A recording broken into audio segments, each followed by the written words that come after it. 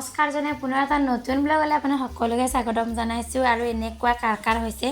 মানে একেৰাহে বৰষুণ দি থকাৰ ফলত পুৰা খেলাই বান্ধি গৈছে সেউজীয়া পাত গৈ পেলাই আপোনাক কলা হৈ গৈছে যেহেতু বৰষুণো দি আছে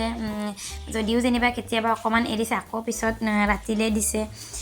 ইমান বেছি বেয়া দেখিছে চাওকচোন কেনেকুৱা দেখা হৈ গৈছে সো ইয়া এনেকৈ বালি আৰু ব্লিচিং পাউডাৰ মিক্স কৰি পেলাই এনেকৈ ছটিয়াই দিছোঁ মানে খোজ কাঢ়িবলৈ বহুত বেছি দিগদাৰী হৈ গৈছে ইমান বেছি পিছল হৈ গৈছে সো ইয়া এনেকৈ আলু চালু আনিলে যে বস্তাখন পায় তেনেকৈ এনেকৈ বস্তাটোত এনেকৈ গঢ়ি দিছোঁ যদিও যেনিবা লেতেৰা কাম এটা কৰিছোঁ মানে ভালো লাগিছে কৰি পেলাই যেন মানে মাঘৰ বিহুৰ উৰুকাৰ বিহুৰ দিনা যে আমি এনেকৈ ৰাতিপুৱা সোনকালে উঠি গোবৰ মাটি ছটিয়াই পেলাই চোতালখন মুচোঁ যে তেনেকুৱা লাগিছে নাজানো আজিকালিতো তেনেকৈ চোতালবিলাক সকলোৰে অকণমান পকী কৰিয়ে লোৱা হয় সো আগত আমি এনেকৈ মানে মাটিৰ চোতালত এনেকৈ গোবৰ মাটি ছটিয়াই পেলাই মুচিছিলোঁ যে তেনেকুৱা ফিল এটা আহিছে বিহু লাগিছে আজি একদম যদিও যেনিবা ব্লেচিঙৰ গোন্ধ অসহ্য লাগিছে তথাপিও মানে কামটো কৰি ভালেই লাগিলে সো এয়া এইফালে আম চাওকচোন আমডাল কিমান বেছি ঔষধ লাগি আছে যেনেকুৱা অকণমান সৰু সৰু লাগিছে কিন্তু পাৰি অনাৰ পিছত দেখিব আপোনালোকে ইয়াৰ মই দেখাই আছোঁ ৰ'বচোন এয়া চাওকচোন এয়া কিমান বেছি ওখ হৈছে আমডাল এয়া পাতৰ মাজত এইফালে এটা লাগি আছে বহুত কেইটা লাগি আছিলে সো ইয়া এনেকৈ পাৰি আনিছোঁ চাওক কিমান ডাঙৰ সাইজ কিন্তু ইয়াৰ কালাৰ দেখি নাযাব যে মানে দেখিবলৈ ইমান বেয়া বাহিৰত সো ইয়াক কাটি দেখাই আছোঁ ইয়াৰ ভিতৰত কিন্তু মানে সম্পূৰ্ণ বিপৰীত হয় বহুত বেছি ধুনীয়া হয় আমটো খাবলৈ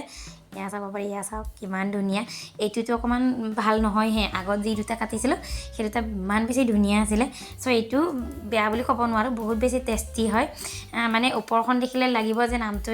মানে কেনেকুৱা কালাৰ মানে কলা মলা হয় সো ইয়াৰ ভিতৰত এনেকুৱা ৰংচঙীয়া সো বাহিৰৰ কালাৰটো দেখিয়ে ভিতৰতো জাজ কৰিব নালাগে সো এয়া এইটো এটা বেলেগ হয় এইটো জাতটো অকণমান ইয়েলো টাইপটো যে সেনেকুৱা এইটো কিন্তু পূৰা ৰঙা একদম দুটা টাইপৰ আছে দুডাল গছৰ এয়া এইটো কিন্তু খাবলৈ বেলেগ টেষ্ট এইটো কিন্তু বিৰাট টেষ্টি হয় ৰঙাটো যে সো এয়া এনেকৈ আম চাম খাই এয়া বনাবলৈ লৈছোঁ আজি চয়াবিনৰ এটা ৰেচিপি সো তাৰ বাবে এনেকৈ পানী গৰম কৰি অকণমান নিমখ দি লৈছোঁ এয়া চয়াবিন দি দিছোঁ বইল কৰি লৈছোঁ প্ৰথমতে এইখিনি অকণমান বহুত বেছি নহয় অকণমান হালকা বইল কৰি লৈছোঁ সো আনফালে ইয়াক কাজু আদা নহৰু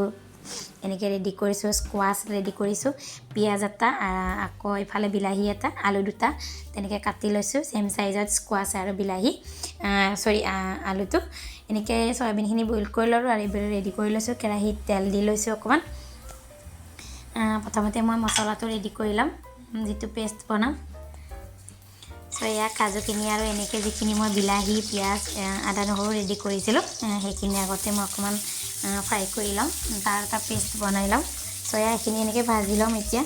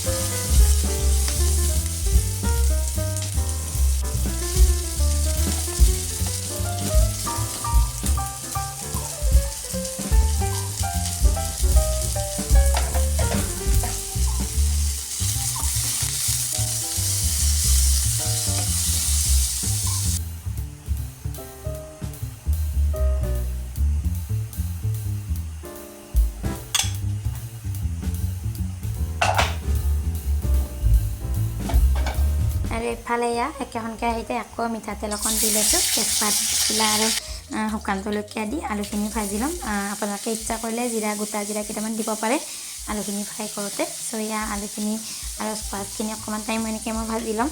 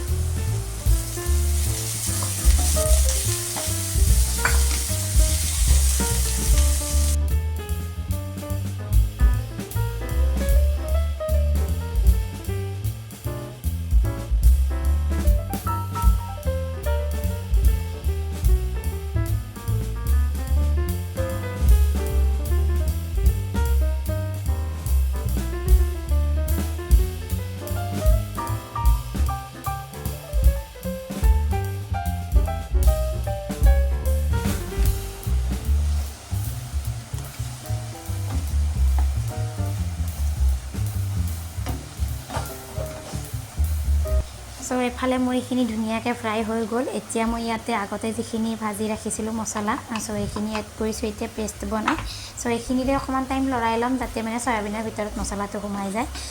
পানী নিদিয়াকৈ পাছত মই অকণমান পানী এড কৰিম আৰু আপোনাৰ যদি যিমানটো পাতল কৰিব খোজে যিমান গ্ৰেভি বিচাৰে সো সেইটো জোখত আপুনি পানীটো দি উতলিবলৈ দিলে বহুত বেছি টেষ্টি হয় মাংসৰ নিচিনা সোৱাদ এটা পাব কিয়নো অকণমান চিকেন মছলা মই এড কৰিছোঁ ইয়াতে সৰু পোৱালীয়ে মানে মাংসৰ নিচিনা টেষ্ট পাব জলকীয়া অকণমান কমাই দিব সো আজি মোৰ ইয়াৰ ৰেচিপিটো চয়াবিনৰ ৰেচিপিটো আছিলে খাবলৈ বহুত বেছি টেষ্টি হয় আপোনালোকে ট্ৰাই কৰিব পাৰে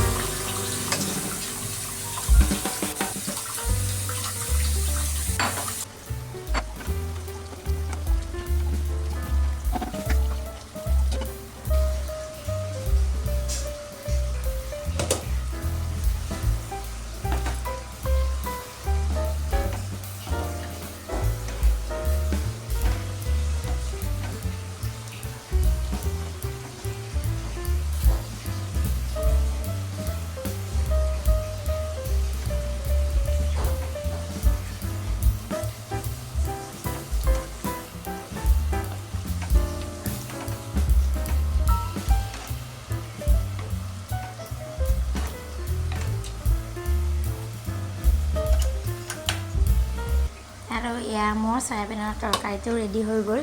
আৰু এফালে হ'ল ইমলিতা তুমি যে কৈ থাকা ইমলিতা এইটো হ'ল ইমলিতা